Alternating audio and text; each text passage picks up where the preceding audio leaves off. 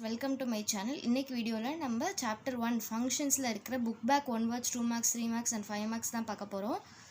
First question என்ன அப்படின்னா, the small section of code that are used to perform particular task.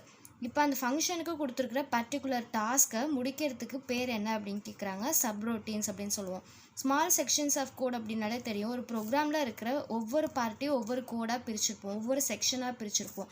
அப்போ ஒவ்வொரு செக்ஷனும் ஒவ்வொரு வேலையை செய்யும். அந்த இதுதான் என்னன்னு சொல்லுவோம்னா சப்ரோட்டீன்ஸ் அப்படின்னு சொல்லுவோம். செகண்ட் கொஷின் என்ன அப்படின்னு கேட்டால், ஃபங்க்ஷன்ஸ் தான் ஆன்சர் வரும். இது ஃபங்க்ஷன்ஸ் அப்படின்னாலே நம்ம என்ன சொல்லுவோம், யூனிட் ஆஃப் கோட் அப்படின்னு சொல்லுவோம்.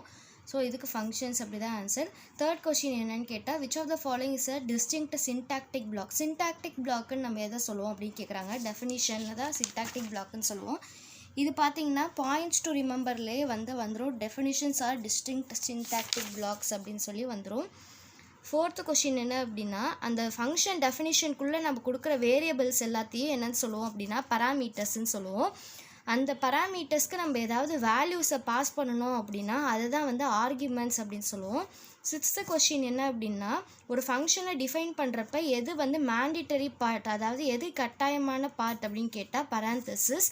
செவன்த்து கொஷின் என்ன அப்படின்னா, ஒரு ஆப்ஜெக்டால் செய்ய முடிகிற வேலை எல்லாத்தையும் நம்ம என்னன்னு சொல்லுவோம் அப்படின்னு கேட்குறாங்க. So interface. எயித்து கொஷினுக்கு என்ன ஆன்சர் அப்படின்னா, அந்த இன்டர்ஃபேஸில் டிஃபைன் பண்ணியிருக்கிறோம், அந்த இன்ஸ்ட்ரக்ஷன் எல்லாத்தையும் எது கேரி பண்ணும் அப்படின்னு பார்த்தோம், இம்ப்ளிமெண்டேஷன். நைன்த்து கொஷின் என்ன அப்படின்னா, அதாவது சேம் ஆர்கியூமெண்ட்ஸே பாஸ் பண்ணுறோம், அது இட் ரிட்டர்ன்ஸ் எக்ஸாக்ட் ரிசல்ட். அதை தான் நம்ம என்னன்னு சொல்லுவோம், பியூர் ஃபங்க்ஷன்ஸ் அப்படின்னு சொல்லுவோம். நெக்ஸ்ட்டு 10th ஒன்வேர்டு என்ன அப்படின்னா, எந்த functions the function which cause side effects. Pure function side effects arise பண்ணுமா, இல்லை இம்ப்யூர் ஃபங்க்ஷன்ஸ் சைட் எஃபெக்ட்ஸ் கொடுக்குமா அப்படின்னு பார்த்தா சைட் எஃபெக்ட்ஸ் உள்ளது எப்போதுமே இம்ப்யூர் ஃபங்க்ஷன்ஸ் தான். அதனால இதுக்கு ஆன்சர் இம்ப்யூர் ஃபங்க்ஷன். இதே பியூர் ஃபங்க்ஷன்ஸில் எந்த ஒரு சைட் எஃபெக்ட்ஸும் இருக்காது, இம்ப்யூர் ஃபங்க்ஷன்ஸில் சைட் எஃபெக்ட்ஸ் இருக்கும். நெக்ஸ்ட்டு 2 மார்க்ஸில் வாட் இஸ் சப்ரோட்டீன்ஸ் அப்படின்னு கேட்டிருக்கிறாங்க. சப்ரோட்டீன்ஸ்னால் என்ன அப்படின்னு, இது நம்ம பாயிண்ட்ஸ் டு ரிமெம்பர்ஸ்லேயே இருக்கும். சப்ரோட்டீன்ஸில் என்ன அப்படின்றது செகண்ட் பாயிண்ட்லேயே இருக்கும். சப்ரோட்டீன்ஸ்னால் என்னென்னு இந்த பாயிண்ட் அப்படியே எழுதிடுங்க. நெக்ஸ்ட் என்ன கேட்டிருக்காங்கன்னா, define function with respect to programming language அப்படின்னு கேட்டிருக்காங்க.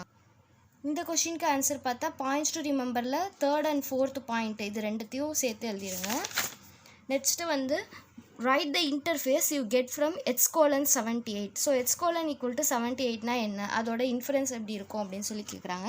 இதுக்கு ஆன்சர் நான் இப்போ காட்டுறேன்ல, அது எழுதிருங்க. x:78 ஈக்குவல் டு இந்த பராந்தசிஸ் போட்டு 78. இது ஒரு ஃபங்க்ஷன் டெஃபினிஷன். ஸோ இந்த டெஃபினிஷன் என்ன பண்ணும் அப்படின்னா, it bind the value to the name. Here the value 78 is bound to the name x. இதுதான் இதில் இருக்கிற 3rd கொஷினுக்கு answer.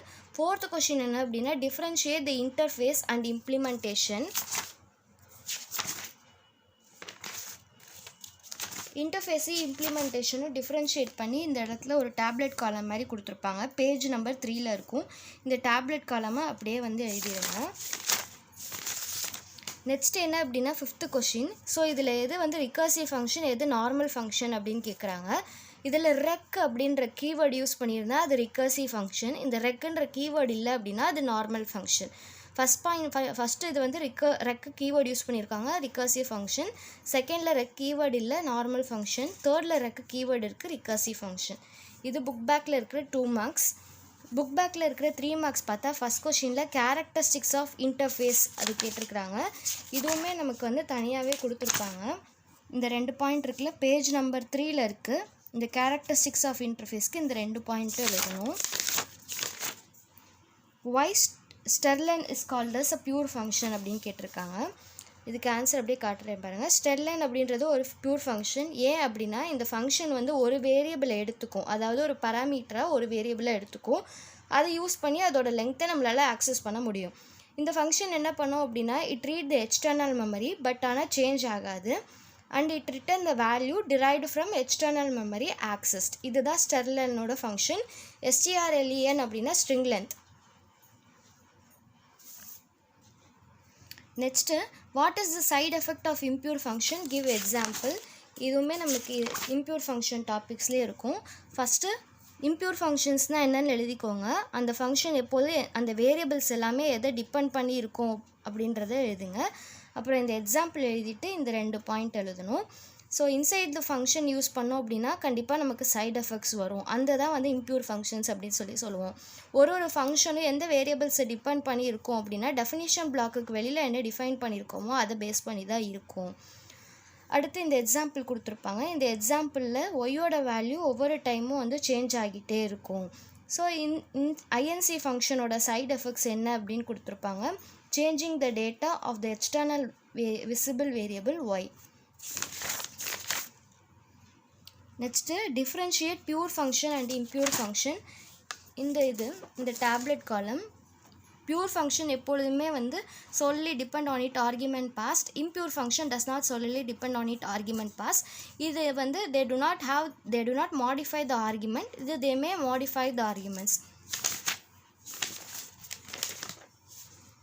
Next, what happens if you modify a variable outside the function? Give example. இது வந்து third question பார்த்தோம்ல அதே answer தான் இதுக்கும் வரும்.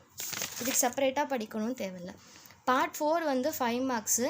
What are call parameter and write a note on parameter without type and with type அப்படின்னு கேட்டிருக்காங்க.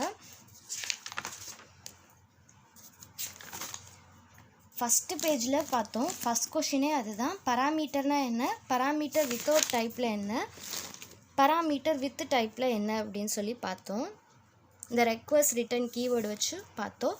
இது பார்க்கலன்னா லிங்க் வந்து டிஸ்கிரிப்ஷன் பாக்ஸில் கொடுக்குறேன், போய் செக் பண்ணி பாருங்கள். நெக்ஸ்ட் என்ன கேட்டிருக்காங்க அப்படின்னா ஒரு ஸ்டேட்மெண்ட் மாதிரி கொடுத்துட்டு இதில் எதெல்லாம் ஃபங்க்ஷன்ஸ் கேட்டிருக்காங்க. ஸோ இதில் நேம் ஆஃப் த ஃபங்க்ஷன் என்ன GCD. Identify the statement which tell it is a recursive function. இந்த 2 லைனில் எதை வந்து ரிகர்சிவ் ஃபங்க்ஷன்ஸ்னு சொல்லுவோம் அப்படின்னு கேட்டிருக்காங்க. அண்ட் தென் ரெக்கு கீவேர்டு என்ன பண்ணும் அப்படின்னு கேட்டிருக்காங்க. ரெக் அப்படின்ற கீவேர்டு என்ன பண்ணும் அப்படின்னா it tell the compiler it is a recursive function. இதுக்கு முன்னாடி என்ன எழுதணும் அப்படின்னா இந்த கொஷினுக்கு ஆன்சர் ஃபஸ்ட் லைனும் வரும். ஃபஸ்ட் லைன் எழுதிட்டு அப்புறம் இந்த லைன் எழுதணும். ஏன்னா ஃபஸ்ட் லைனில் ரெக்குன்ற கீவேர்டு தான் வந்து இது ரிகர்சிவ் ஃபங்க்ஷன்றதை ஐடென்டிஃபை பண்ணுது. அப்புறம் இதே எழுதணும். தேர்ட் பாயிண்ட் என்ன கொடுத்துருக்காங்க அப்படின்னா இதில் என்ன ஆர்குமெண்ட் பாஸ் பண்ணியிருக்கோம் அப்படின்னு கேட்குறாங்க. ஏவும் பியும் ஆர்குமெண்ட்ஸ். இதை வந்து இந்த statement which invoke the function recursively. அதுக்கு என்ன answer GCD b a mod b. GCD b a mod of b. Statement which terminate the recursion. இதில் ஆல்ரெடி நமக்கு தெரியும் ரிட்டர்ன்ற கீவேர்டு தான் வந்து டெர்மினேட் பண்ணோம் அப்படின்னு ரிட்டன் ஏ. நெக்ஸ்ட்டு பியூர் ஃபங்க்ஷனுக்கு இம்ப்யூர் ஃபங்க்ஷனுக்கும் இந்த டேப்லெட் காலம் எழுதி பியூர் ஃபங்க்ஷன்னா என்ன இம்ப்யூர் ஃபங்க்ஷன்னா என்ன அப்படின்னு சொல்லி எழுதுங்க. இந்த பியூர் ஃபங்க்ஷன்னா என்ன இம்ப்யூர் ஃபங்க்ஷன்னா என்னென்னு இதுக்கு ஒரு பிபிடி மாதிரி போட்டு கொடுத்துருக்கேன்.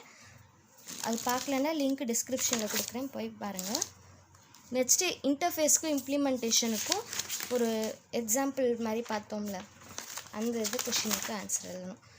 இன்டர்ஃபேஸ்க்கும் இம்ப்ளிமெண்டேஷனுக்கும் என்ன டிஃப்ரென்ஸ், அதோட கேரக்டரிஸ்டிக்ஸ் என்ன, அண்ட் தென் ஒரு கார் டீட்டெயில் வச்சு பார்த்துருப்போம். கார் ஓட்டணும் அப்படின்னா அதோட இன்டர்னல் ஒர்க்கிங் பற்றிலாம் தெரியணும்னு அவசியம் இல்லை. ஆக்சிலேட்டர் பற்றி தெரிஞ்சாலே போதும். அப்புறம் இந்த டயக்ராம் போட்டு இந்த ப்ரோக்ராம் எழுதணும். அவ்வளோதான் உங்களுக்கு 5 மார்க்கில் இருக்கும்.